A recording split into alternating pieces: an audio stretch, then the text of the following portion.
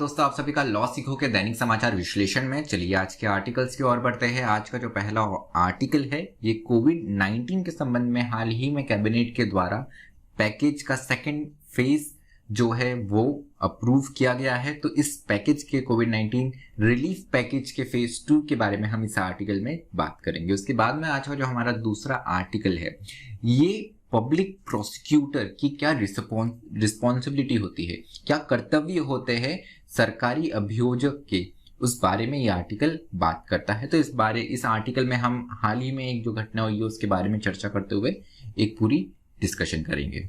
चलिए मैं आगे बढ़ूं उससे पहले मैं अपना परिचय करवाना चाहूंगा। मैं खुशवंत पवार। आप चाहे तो मुझसे लिंक्डइन, ट्विटर पे जुड़ सकते हैं। डिस्क्रिप्शन में आपको इसकी जानकारी मिल जाएगी। उसके अलावा आज का एमसीक्यू देखते हैं। आज का एमसीक्यू जो है वो यह है कि श्री कृष्णा कमेटी निम्न में से किससे संबंधित है।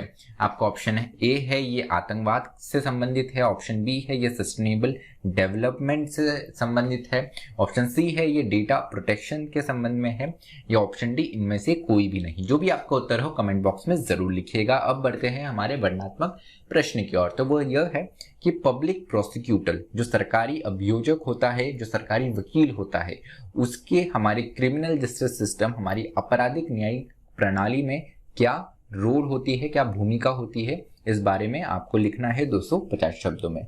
चलिए मैं आगे बढ़ूं उससे पहले आपको बताना चाहूंगा कि आप हमसे टेलीग्राम और इंस्टाग्राम पर जुड़ सकते हैं। डिस्क्रिप्शन में आपको इसकी जानकारी मिल जाएगी। साथ ही साथ स्क्रीन पर भी आप इसका QR कोड स्कैन करके इससे डायरेक्ट जुड़ सकते हैं। अधिक जानकारी के लिए आप लॉ सीखो की वेबसाइट www.lawseeko.com भी विजिट कर सकते हैं। चलिए तो हमारा जो आज का पहला आर्टिकल है कोविड-19 हेल्थ पैकेज के बारे में, इसका फेज 2 जो है यूनियन गवर्नमेंट के द्वारा हाल ही में कैबिनेट के द्वारा इंडिया का कोविड-19 emergency response and health system preparedness package phase 2 जो है वो अप्रूव कर दिया गया है।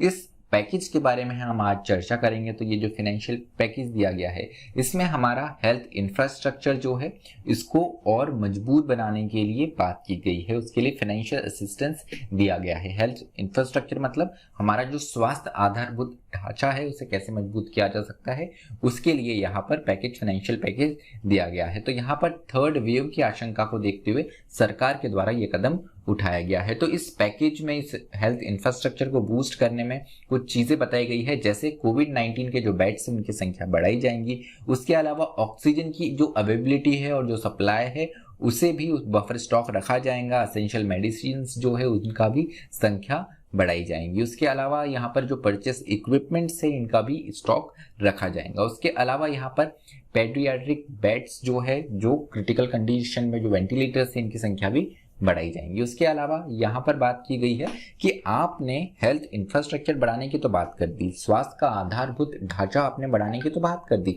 लेकिन वही अगर हम दूसरी ओर देखें तो हमें ये देखने को यहाँ पर मिलता है कि हमारे जो ह्यूमन रिसोर्स है, ह्यूमन रिसोर्स की ओर इतना ध्यान दिया ही नहीं गया। ह्यूमन रिसोर्स से मेरा मतलब है यहाँ पर मानव संसाधन से। तो जो डॉक्टर्स है, जो नर्सेस है, इनकी संख्या कैसी बढ़ाई जाए यहाँ पर ये ध्यान दिया ही नहीं गया हो। हमारे लिए, भारत देश के लिए ये इसलिए महत्वपूर्ण है क्योंकि हमारे देश में अगर हम देखें तो 30 से 80% जो गवर्नमेंट स्टाफ है, गवर्नमेंट हेल्थ फैसिलिटी स्टाफ है, इनकी वैकेंसी से, मतलब रूरल एरियाज में तो हमें कहीं 80% जहाँ पे 10 हेल्थ वर्कर्स होने चाहिए वहां पर हमको बमुश्किल 2 ही मिलते हैं। तो यहाँ पर 30 से 80% जो है रिक्त स्थान अभी भी हेल्थ केयर वर्कर्स के खाली पड़े हैं। उसमें डॉक्टर्स और नर्सेस दोनों शामिल है। तो यहाँ पर वर्क फोर्स का बहुत बड़ा शॉर्टेज है। राइटर ने यहाँ पर एक बहुत अच्छा उदाहरण दिया है कि आपके पास में ICU आ जाएंगे, आपके पास में वेंटिलेटर आ जाएंगे, आपके पास में सारे उपकरण आ जाएंगे, लेकिन जब तक आपके पास में ट्रेन्ड स्टाफ ही नहीं है जो उसे ऑपरेट ही नहीं कर पाएगा तो इनका कोई महत्व ही अपने आप में नहीं बचता है। तो आप इंफ्रास्ट्रक्चर बढ़ा लेंगे लेकिन आपके पास में अगर ह्यूमन रिसोर्स नहीं है तो इस इंफ्रास्ट्रक्चर का कोई मतलब ही नहीं रहता है। यहाँ पर कौन से कदम उठाने की आवश्यकता है, तो पैकेज 2 में इस और ध्यान देने की आवश्यकता थी सरकार के द्वारा कि जो रिक्त पद है, जो वैकेंसीज है, उसे जल्द से जल्द भरा जाए। उसके अलावा यहाँ पर एक ऑब्जेक्टिव अप्रोच रहे कि जो हमारे हेल्थ ह्यूमन रिसोर्स है ये इंडियन पब्लिक हेल्थ स्टैंडर्ड्स के हिसाब से यहाँ पर हमारे जो सरकारी तंत्र है, जो सरकारी हेल्थ इंफ्रास्ट्रक्चर है, सरकारी हेल्थ सिस्टम है, वहाँ पर आए। उसके अलावा consider a comprehensive review of action taken of key decision and government promises made. तो अभी तक कई सरकारों के द्वारा यहाँ पर ये कहा गया है कि हम हमारे जो हेल्थ केयर इंफ्रास्ट्रक्चर है उसके साथ ही साथ हम डॉक्टरों की संख्या को भी बढ़ाएंगे, लेकिन वास्तविकता में अगर हम देखें तो धरातल पे हमें ये बिल्कुल दिखता नहीं है। तो इस प्रकार से जहाँ पे भी सरकार के द्वारा अभी तक वायदे किए गए हैं, जहाँ पे भी प्रोमिसेस किए गए हैं, जो अभी तक जो डिसीजन लिए गए से वापस जाकर रिव्यू करने और इम्प्लीमेंट करने की आवश्यकता है। सो लास्ट लाइन, ये एक अंतिम बात पे इस आर्टिकल को खत्म किया गया है। The pandemic should be used as a opportunity to prepare India's health system for future. तो हमारे पास में आपदा है, तो इस आपदा में हमारे लिए एक अवसर आया है कि हमारी स्वास्थ्य व्यवस्था जो वर्षों से काफी बुरी हालत में है, इसको हम पुनः तैयार करें और हमारे जो इंडिया का हेल्थ सिस्टम है, खासकर जो सरकारी हेल्थ सिस्टम है, जो सरकारी प्रणाली है, जो सरकारी स्वास्थ्य प्रणाली है, इसे हम आगे आने वाले भविष्य के लिए तैयार करके रखें। तो यहाँ पर जो इमरजेंसी पैकेज हुआ है, ये जो रिलीफ पैकेज है कोविड-19 का फेज 2 में, यहाँ पर जो महत्वपूर्ण चीज़ें थी उसमें टेली कंसल्टेशन की बात की गई है। जो कोविड-19 प्रोटोकॉल है, कोविन प्लेटफॉर्म है, इसको बूस्ट दिया गया है। डिस्ट्रिक्ट हॉस्पिटल जो है इसमें हॉस्पिटल मैनेजमेंट इंफॉर्मेशन सिस्टम, मतलब इसे डिजिटलीकरण इसका किया जाएगा। तो ऐसे और कई कदम उठाए गए हैं, लेकिन इनमें सबसे ज़रूरी ये है कि हमें जल्द से जल्द डॉक्टर्स की संख्या बढ़ाने की आवश्यकता है। तो चलिए, दूसरा आर्टिकल जो है ये बात करता है कि भूमिका क्या रहती है पब्लिक प्रोसिक्यूटर की। पब्लिक प्रोसिक्यूटर मतलब सरकारी वकील, सरकारी अभियोजक।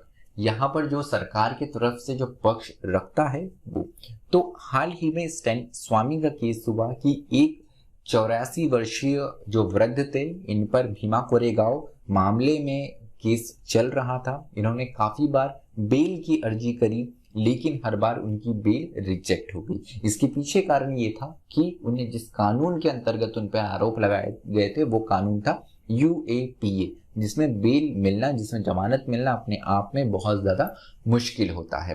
तो यहाँ पर बात ये आई कि पब्लिक प्रोसिक्यूटर ने क्या अपनी भूमिका, अपनी ड्यूटी बराबर निभाई, क्योंकि पब्लिक प्रोसिक्यूटर जो होता है, जैसे क्रिमिनल केस है तो क्रिमिनल केस में जैसे आपको पता है प्रोसिक्यूटर और एक्यूज रहता है। प्रोसिक्यूटर जो है वो रहती है गवर्नमेंट, और गवर्नमेंट के द्वारा ये केस चलाया जाता है, जो कि रिप्रेजेंट किया जाता है पब्लिक प्रोसिक्यूटर सरकारी अभियोजक के द्वारा। तो क्या यहाँ पर जो सरकारी अभियोजक है, क्या उन्होंने अपनी जो उनका जो रोल है क्रिमिनल जस्टिस सिस्टम में, आपराधिक न्यायिक प्रणाली में, क्या वो उन्होंने पूर्ण किया? ये बहुत बड़ा प्रश्न यहाँ पर उठाया गया है। तो अगर हम देखें कि पब्लिक प्रोसिक्यूटर की क्या भूमिका होती है, क्या रोल होता है, तो सबसे पहली बात की गई है have an ethical obligation to seek justice balancing the interest of victim, society and those of accused। तो यहाँ पर आप सरकारी वकील है, पब्लिक प्रोसिक्यूटर है, तो आपकी भूमिका, आपके कर्तव्य, आपके ऑब्लिगेशन बहुत बढ़ जाते हैं, आपकी नैतिक जिम्मेदारी बढ़ जाती है। यहाँ पर आपको देखना है कि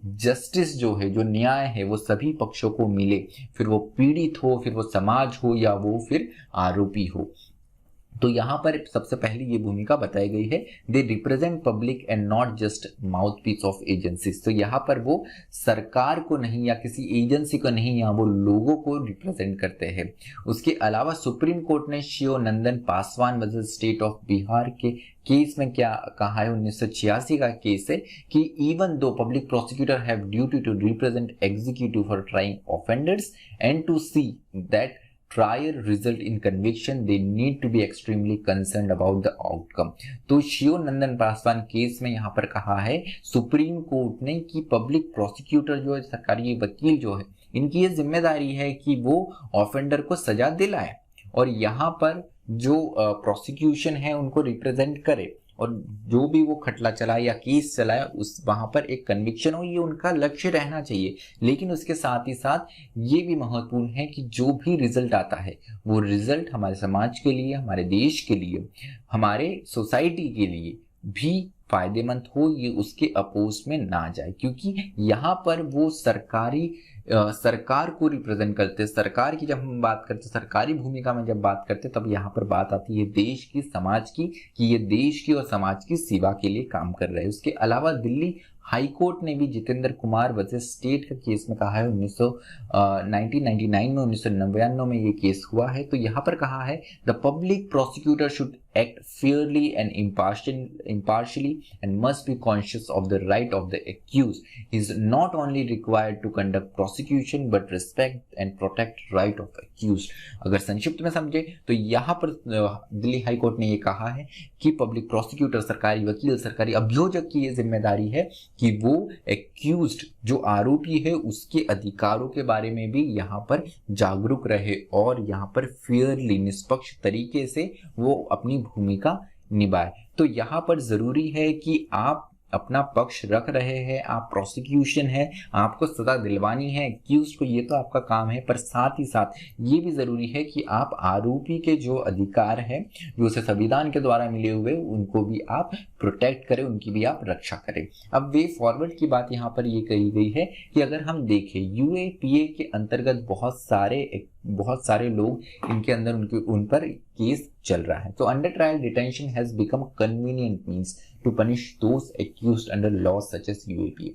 तो यूएपीए जैसे जो कानून है, यहाँ पर बेल का प्रोविजन जो है वो काफी अपने आप में कठोर माना जाता है कि बेल आसानी से नहीं मिलती है। तो ये देखा गया है कि पिछले कुछ वर्षों में सिर्फ इसी सरकार के नहीं, इससे पहले भी जो सरकारें हैं उनके द्वारा कि इस प्रकार के कानून का इस्तेमाल जो है वो काफी गलत तरीके से या राजनीतिक कारणों से किया जाता है। तो जरूरी है कि हम इस तरीके के कानूनों को रिव्यू करें और यहाँ पे कोर्ट की भूमिका भी महत्वपूर्ण हो जाती है। उसके अलावा अगर हम देखें तो 11% case close because of insufficient evidence और because of accused was untraceable. तो 2019 में देखें तो 11% केस जो है वो बंद इसीलिए हो गए क्योंकि वहां पे साक्ष्यों की कमी थी या उन केसेस में जो आरोपी है उसे ढूंढ पाना मुश्किल था। इसके अलावा chargesheets filed only in 9% of the case. अगर देखें हम तो केवल 9% ही केस जो यूएपीए के यहाँ पर चार्जशीट हाल ही में फाइल दायर की गई है। आईपीसी में जो क्राइम होते हैं इनमें कन्विक्शन रेट करीब 50.4% का है। वही अगर अब ओवरऑल यूएपीए और इसके जैसे कानूनों में कन्विक्शन रेट देखें कि कितने लोगों को यहाँ पर आरोप सिद्ध हुआ है, इसका अगर हम प्रतिशत देखें तो ये 29.2 है। भारत में हमें ये समझने की जरूरत है, जैसे हमने 2-3 दिन पहले भी एक आर्टिकल में डिस्कशन करा था कि हमारे देश में जितने लोग प्रिजनर्स हैं, जितने लोग जेलों में हैं, उनमें से 2/3 लोग जो है वो अंडर ट्रायल है। अंडर ट्रायल यहाँ पर जो लोग हैं, अब इनमें बहुत से ऐसे लोग भी हैं कि जिन्होंने क्राइम किया ही नहीं है फिर भी वो जेल में सजा भोग रहे हैं और जिसके लिए सरकार कोई भी या हमारा सिस्टम उन्हें कोई भी किसी भी तरीके का मुआवजा या कॉम्पनसेशन नहीं देता। और वैसे भी स्वतंत्रता छीनने का कोई भी कॉम्पनसेशन या मुआवजा शायद हो ही नहीं सकता। हम किसी मॉनेटरी टर्म्स में इसे हम एक्सप्लेन ही नहीं कर सकते, हम इसे जस्टिफाइड ही कर सकते हैं। तो चलिए आज का हमारा जो विश्लेषण है वो यही समाप्त होता है। आपके लिए एक इम्पॉर्टेंट सूचना, एक महत्वपूर्ण सूचना है। अगर आप ये वीडियो YouTube पे देख रहे हैं तो हमारी पॉडकास्ट भी साथ में है। अगर आप YouTube पे ये वीडियो देख रहे हैं और अगर आप सिर्फ इसे सुनना चाहते हैं तो आप हमारे अलग अलग डिफरेंट जो प्लेटफॉर्म है पॉडकास्ट के, Spotify, anchor, Apple podcast, Google podcast, तो यहाँ पर सुन सकते हैं। और उसके अलावा अगर आप हमें पॉडकास्ट के फॉर्म में सुन रहे हैं तो आपको बताना चाहूँगा कि YouTube पर भी आप हमें वीडियो के साथ सुन सकते हैं, देख सकते हैं और वहाँ पे आपको इसकी स्लाइड्स भी जो है वो हमारे टेलीग्राम चैनल से मिल जाएंगी और सारी जानकारी जो है आपको YouTube के डिस्क्रिप्शन में यहाँ पर मिल जाएंगी। तो चलिए आज का जो हमारा विश्लेषण है वो यही समाप्त होता है। मुझे सुनने के लिए आप सभी का धन्यवाद। Stay tuned to loss.